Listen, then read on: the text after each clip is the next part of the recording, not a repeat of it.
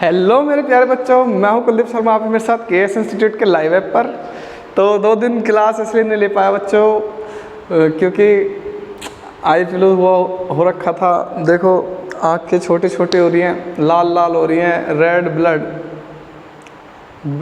बिल्कुल ऐसे हो रही हैं जैसे खून निकल रहा है इनमें से। पता नहीं क्या हो रहा है, आजकल चल रही है बीमारी। तो अब ठीक हो गया हूँ थोड़ा सा, तो इसलिए आ गया हूँ। मतलब रेस्ट करना पड़ता है ना, इसमें आँखों में पेन होता है, बहुत ज़्यादा जलन होती है। तो भैया सॉरी इसके लिए। तो आज हम अपनी क्लास स्टार्ट करते हैं। जो हम लेक्चर कर रहे थे उसको कंटिन्यू करेंगे। तो आज का हमारा लेक्चर है इलेक्ट्रोकेमिस्ट्री। इलेक्ट्रोकेमिस्ट्री और इलेक्ट्रोकेमिस्ट्री का ये कौन सा लेक्चर है? ये है लेक्चर नंबर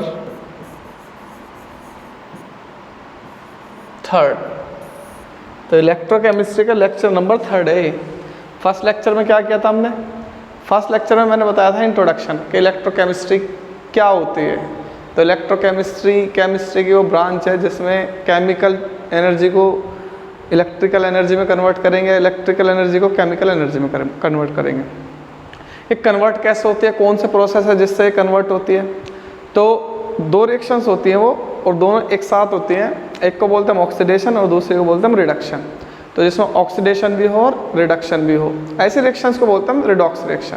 तो इलेक्ट्रोकेमिस्ट्री का जो बेस है वो है रिडॉक्स रिएक्शन। ठीक है, अब बात करते हैं हम रिडॉक्स रिएक्शंस की। तो रिडॉक्स रिएक्शंस के ऊपर ही जितने की हमारे सेल्स हैं दोनों के दोनों वे डिपेंड कर रहे हैं।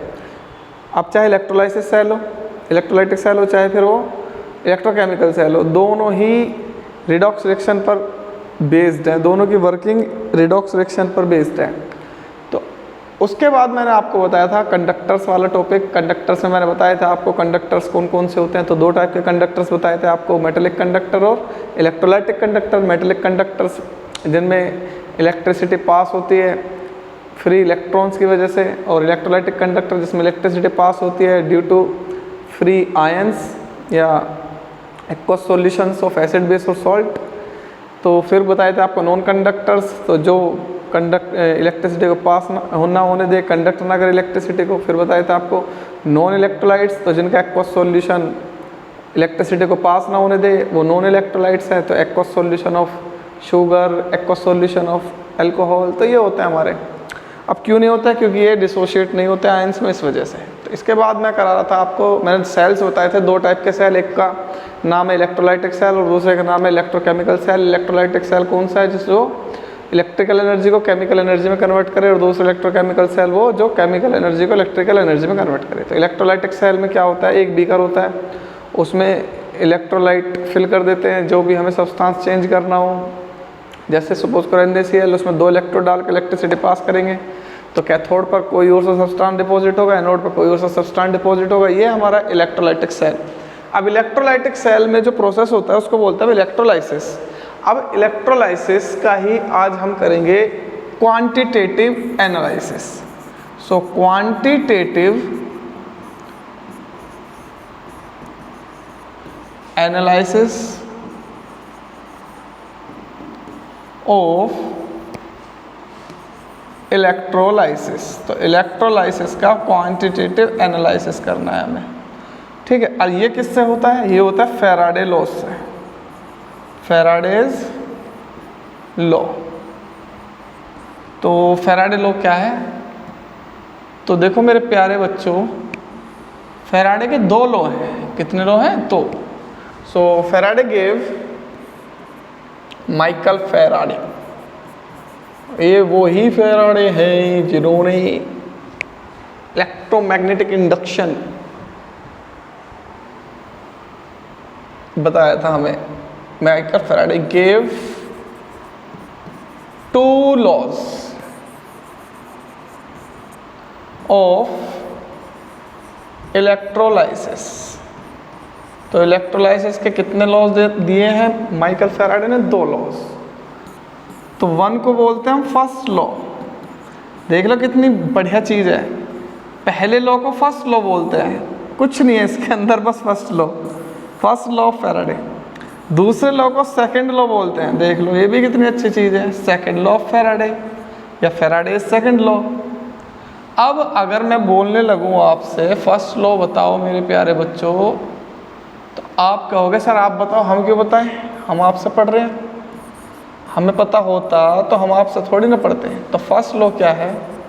तो फर्स्ट लॉ ये कह रहा है कि मेरे पास अगर दो सेल हैं, एक सेल ए एक सेल बी, अगर दोनों में इलेक्ट्रिसिटी पास कराऊं अलग अलग, तो जिसमें ज़्यादा इलेक्ट्रिसिटी पास होगी या ज़्यादा चार्ज पास होगा उसमें डिपोजिशन ऑफ सब्सटेंस भी ज़्यादा होगा। मीन्स मान लो मेरे पास ये है एक सेल और इस सेल में मैंने पास कर दी 5 एम्पियर की इलेक्ट्रिसिटी और इसमें सॉल्यूशन है NaCl का, तो सेम अमाउंट में NaCl डिजोल्व है इसमें और सेम अमाउंट में इसमें डिजोल्व है। और एक चीज़ पर डिपेंड करता है टाइम पर, तो आपने 5 एम्पियर की नहीं करी, इसमें कर दी तुमने इस बार 6 एम्पियर की। 5 मिनट तक यहाँ करी, 5 मिनट तक ही यहाँ करी। अब टाइम तो सेम है दोनों का, बट करंट यहाँ पर 5 एम्पियर है, यहाँ 6 एम्पियर है। अब जहाँ ज़्यादा इलेक्ट्रिसिटी पास होगी वहाँ चार्ज भी तो ज़्यादा होगा। I is directly proportional to Q. भाई आपको पता ही है ये बात, तो इसमें तो कुछ बताने की ज़रूरत हो नहीं। Q is I is Q by T, rate of flow of charge is equal electric current. तो करंट ज़्यादा मतलब इलेक्ट्रिकल चार्ज ज़्यादा, चार्ज ज़्यादा मतलब इलेक्ट्रिक करंट ज़्यादा। तो यही तो कह रहे हैं कि यहाँ पर जब मैं इसमें 5 एम्पियर का करंट पास करूँगा तो ये पॉजिटिव वाले नेगेटिव की तरफ जाएंगे, नेगेटिव वाले पॉजिटिव, और जो डिपॉजिट होंगे ना सेम टाइम में इसमें ज़्यादा होंगे डिपॉजिट सब्सटेंस। तो मान लो यहाँ सोडियम डिपॉजिट होगा किस पर, कैथोड पर, यहाँ भी सोडियम डिपॉजिट होगा कैथोड पर, ज़्यादा कहाँ होगा, यहाँ होगा। ये रहा फर्स्ट लॉ। तो यही है मेरे प्यारे बच्चों फर्स्ट लॉ। तो first law of M Faraday, first law of M Faraday. तो फैराडे का फर्स्ट लॉ क्या है? So according to this law, according to this law, भैया नियम क्या कह रहे हैं? The amount of substance, the amount of substance deposited at any electrode, मतलब कैथोड पे एनोड पर, चलो कैथोड लिख दिया मैंने, एट एनी इलेक्ट्रोड, कैथोड नहीं लिखता हूँ कभी, आपका वो कैथोड पर ही होगा, एनोड पर नहीं होगा। At any electrode is directly proportional to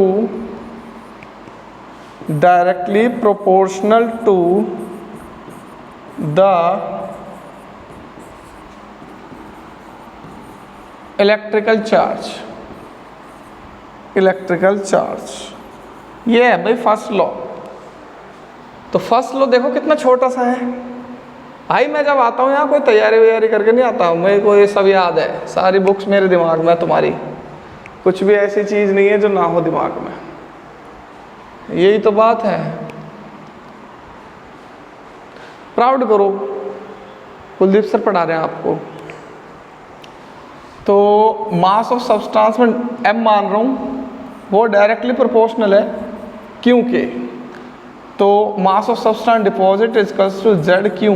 Z है इलेक्ट्रोकेमिकल इक्विवेलेंट कांस्टेंट है और इसकी वैल्यू फिक्स होती है, इसकी डेफिनेशन भी आ जाती है एग्ज़ाम में, और बच्चे इसकी जगह लिख देते हैं फैराडे कांस्टेंट की डेफिनेशन। तो वे पागल बच्चे पिटेंगे मुझसे। फैराडे कांस्टेंट होता है F और Z होता है इलेक्ट्रोकेमिकल इक्विवेलेंट। तो ये फैराडे कांस्टेंट नहीं है, ये है इलेक्ट्रोकेमिकल इक्विवेलेंट, और इसकी वैल्यू होती है molar mass upon number of charge, या वैलेंसी बोल देते हैं आयन्स की, आयन की वैलेंसी भी बोल देते हैं इसको, इनटू फैराडे मतलब 96500। ये अब इस वैल्यू को उठा के इसमें रख दो तो फॉर्मूला बन जाएगा m is equal to molar mass, भाई मोलर मास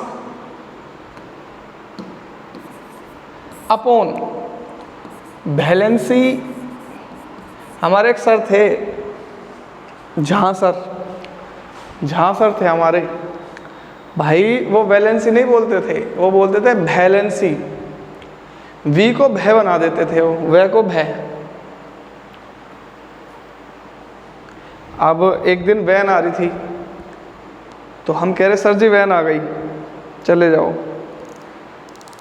तो ये कह रहे अच्छा वैन आ गई, तो भाई वे वैन बैन बना देते हैं वैन का। ऐसे होता है हमारे जहाँ sir 96500 into Q, and as we know Q equals to या आई इजकल्स टू, हमें पता है भाई आई क्या होता है मेरे प्यारे बच्चों, इलेक्ट्रिक करंट होता है Q बाई टी। और अगर Q ना दिया हो तो I कैलकुलेट कर सकते हो, मतलब I गिवन हो तो I इंटू टी। तो देखो ये फॉर्मूला जनरली यूज होता है, इसको ही रट लो आप, बाकी ज़्यादा टेंशन लेने की ज़रूरत है नहीं। फिर भी अगर आप लेना चाहते हो तो ले लो, मैं रोकने वाला कौन हूँ भाई। मेरी आप सुनते कहाँ हो भाई, मेरी आप सुनते कहाँ हो।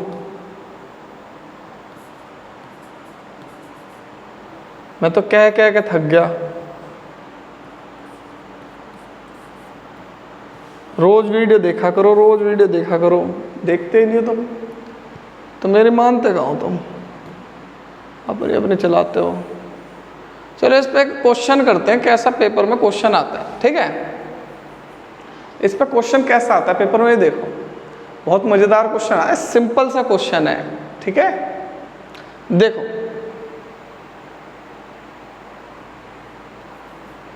5 ampere, a 5 ampere electric current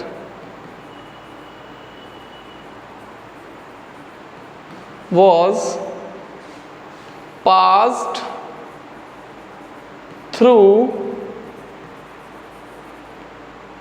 sodium chloride solution for 10 minutes. Calculate the mass of sodium deposited at cathode। तो तुम्हें ये बताना है सोडियम कितना डिपॉजिट होगा कैथोड पर जब सोडियम क्लोराइड के सॉल्यूशन में पास करेंगे हम 5 एम्पियर इलेक्ट्रिक करंट।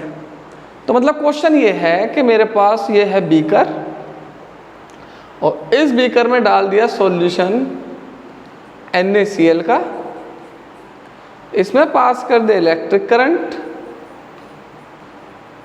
अब ये रहा तुम्हारा माइनस वाला कैथोड, अब इस पर सोडियम डिपॉजिट हो जाएगा और ये 5 एम्पियर पास करा है और 10 मिनट तक करा है टाइम।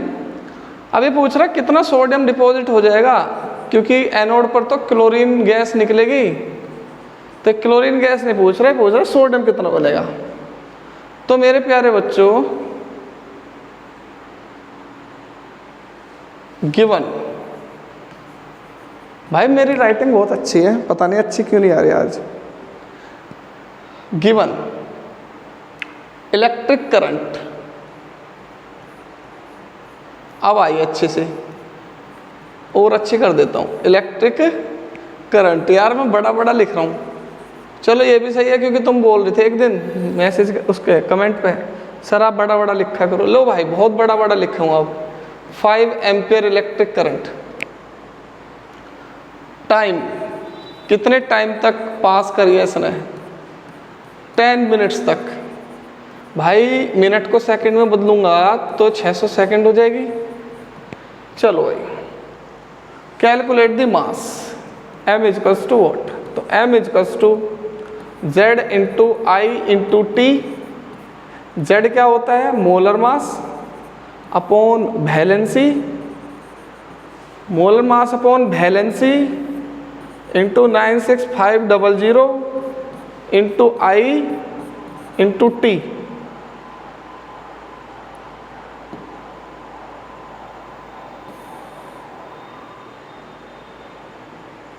तो भैया m equal to molar mass होता है सोडियम का 23, ये गिवन होगा आपको, इसमें 10 से मतलब। वैलेंसी होती है इसकी 1 by Na plus 96500 T sorry I 5 ampere और टाइम 10 मिनट्स 460 सेकेंड। 2 जीरो से 2 जीरो काट दो, काट दिया। 23 इंटू 30 अपॉन 965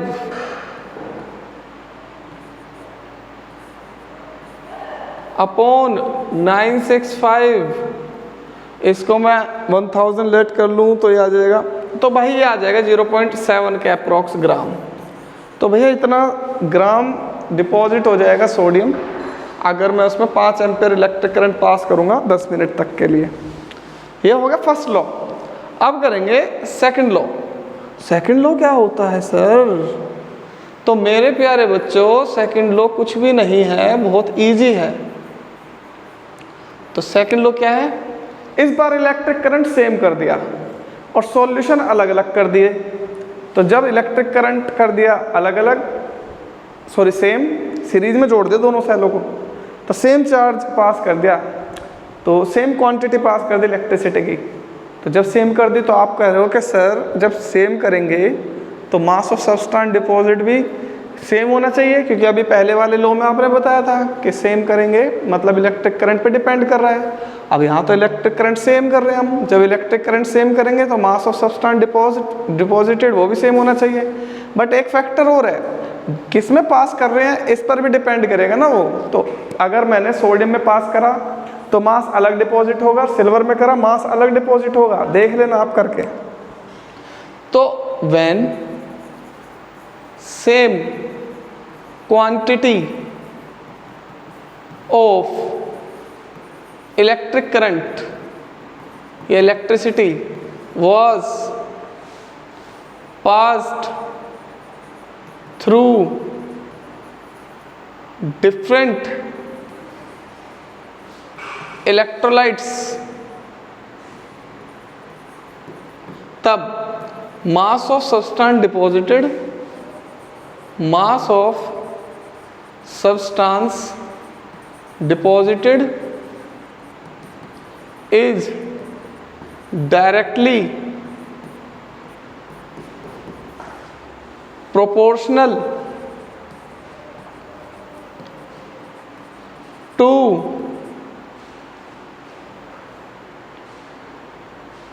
equivalent weight।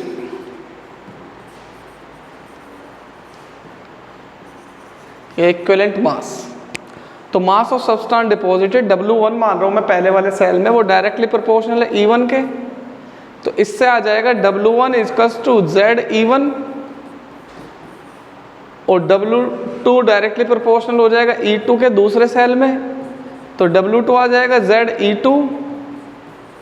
तो भैया ये उसने ऑब्जर्व करके प्रैक्टिकल करके रिजल्ट निकाले हुए हैं, तो हमें बताए हैं उसने, अब हम उन्हें पढ़ रहे हैं। तो अगर हमें मास निकालना हो ज़्यादा तो ज़्यादा इलेक्ट्रिसिटी पास कर देंगे, और अगर हमारे पास इलेक्ट्रिसिटी सेम हो और मास ज़्यादा करना हो तो इक्विवेलेंट वेट जिसका ज़्यादा होगा उसका ज़्यादा मास होगा। तो W1 upon W2 equals to E1 upon E2, ये है सेकेंड लॉ, ये याद रखना है वस्तु में। अब देखो इस पर क्वेश्चन कैसा आएगा। तो प्यारे बच्चों इस पर क्वेश्चन बहुत अच्छा आएगा। Question 5 ampere electric current was passed through sodium chloride solution and silver chloride solution, a silver nitrate solution. Calculate the mass of silver deposited, silver का मास बताना है आपको कि कितना मास डिपॉजिट होगा सिल्वर का, और जो सोडियम का मास डिपॉजिट हो रहा है, मास ऑफ सोडियम डिपॉजिटेड वो है 2 ग्राम।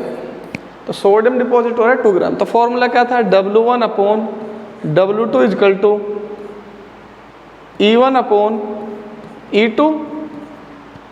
मतलब अगर मैं 1 ले लूँ सोडियम को और 2 ले लूँ सिल्वर को, तो mass of sodium upon mass of silver equal to equivalent weight of sodium upon equivalent weight of silver. तो सोडियम का वेट कितना है, वहीं तो दिया था क्वेश्चन में 2 ग्राम। इसने सिल्वर का ही तो पूछा था वेट बताओ कितना है। इक्विवेलेंट वेट, सोडियम का मोलर मास होता है 23 और उसको डिवाइड करूंगा मैं उसकी वैलेंसी से 1 से, तो इक्विवेलेंट वेट आ जाएगा, तो सेम रहेगा। इसका होता है 108 सिल्वर का, ऐसे 1 से डिवाइड करूंगा तो ये भी सेम रहेगा। तो मेरे प्यारे बच्चों W of Ag equal to 108 multiplied by 2 divided by 23। So 2 8 16, 2 1 2, 23। तो मेरे प्यारे बच्चों ये चल जाएगा आपका 9 टाइम्स चल जाएगा अप्रोक्सीमेटली। तो ये आ जाएगा आपका 9.3 ग्राम अप्रोक्स, इतना डिपॉजिट होगा। तो देख लो अलग अलग डिपॉजिट हो रहा है, सिल्वर 2 हो रहा है, सोडियम 2 हो रहा है, सिल्वर 9.3 हो रहा है, सिल्वर ज़्यादा हो रहा है क्योंकि इसका इक्विवेलेंट वेट ज़्यादा है। तो ये थे हमारे फैराडेज लॉ। और आपको वीडियो पसंद आई हो तो बेटा शेयर ज़रूर करो। अब मैं सब्सक्राइब के लिए कहना बंद कर दिया मैंने, क्योंकि मुझे पता है जो बच्चे दूसरों की मेहनत को रेस्पेक्ट करते हैं, जो जानते हैं कि ये आदमी जो सामने खड़ा है, जो आपको रात के 2 बजे 3 बजे वीडियो बनाकर डाल रहा है, वो कितनी मेहनत कर रहा होगा, और वो प्रॉब्लम में भी हो, बीमार भी हो, जब भी वीडियो बना के कंटिन्यूसली डाल रहा है, तो आप उसकी जो अच्छा इंसान होगा मेहनत की कदर करेगा, रेस्पेक्ट करेगा। तो अब मैंने सब्सक्राइब के लिए कहना बिल्कुल बंद कर दिया। आ रहा हूँ और पढ़ा के जा रहा हूँ, ठीक है, और कहूँगा भी नहीं अब आगे, क्योंकि जो करने वाले होते हैं, जो समझदार होते हैं, अच्छे इंसान होते हैं, वो करते ही हैं। जो बदतमीज़ है, नालायक है, जिनमें दूसरों का सम्मान करना नहीं आता, जिन्हें अपने पेरेंट्स का सम्मान नहीं करना आता, वो शिक्षकों का क्या सम्मान करेंगे, उनसे एक्सपेक्ट भी क्या करें हम। और बच्चों बस यही कहना था, ज़्यादा मोटिवेशन मतलब मोटिवेशन की कमी थोड़ी ना है आप में, आप तो फुल ऑफ मोटिवेशन हो। आप तो उल्टा मुझे मोटिवेट कर दो, आप ही तो मोटिवेट कर रहे हो मुझे। देखो आपने कहा था सर बड़ा लिखा करो, बड़ा लिख रहा हूँ, ठीक है, और भी कुछ कमी हो तो बताते रहा करो, पर पॉजिटिव वे में, ऐसा नहीं नेगेटिव वे में यार, ठीक है। चलो मिलते हैं हम नेक्स्ट क्लास में। तो आज की क्लास को इतने रखते हैं। थैंक यू सो मच मेरे प्यारे बच्चों, God bless you all, good night.